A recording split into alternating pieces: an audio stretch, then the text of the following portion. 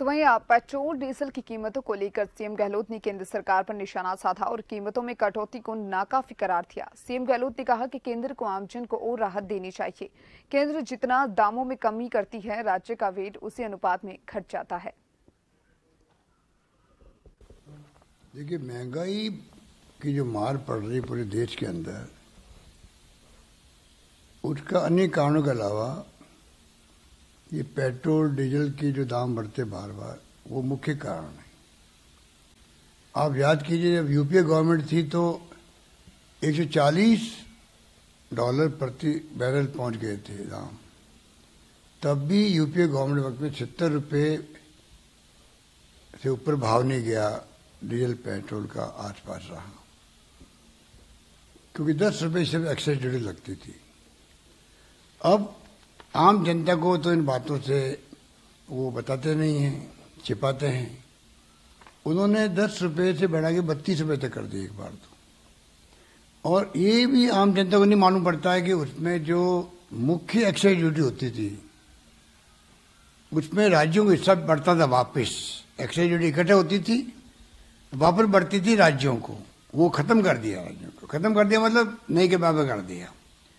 और दूसरी excise duty होती है एडिशनल, उसको इतना बढ़ा दे वो उनके खाते में जा रही है, और भाव बढ़ते जा रहे हैं जो आपके आसमान छू रहे थे।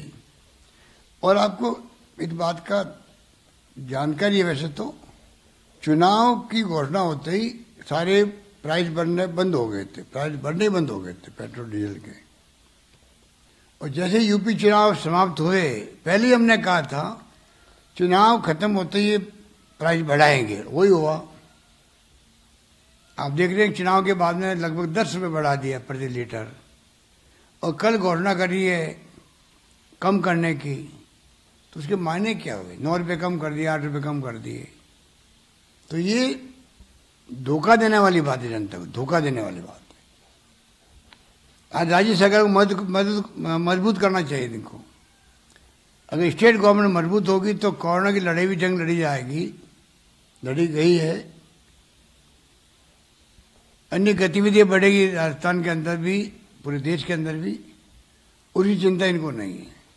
तो चिंता इस बात की है कि जो भाव कम किए गए वो खाली यूपी चुनाव के बाद में बढ़ाए गए थे, वो पूरे नहीं, उससे कम भाव कम किए कल। बाबा लूट रहे हैं खाली बिना मतलब की।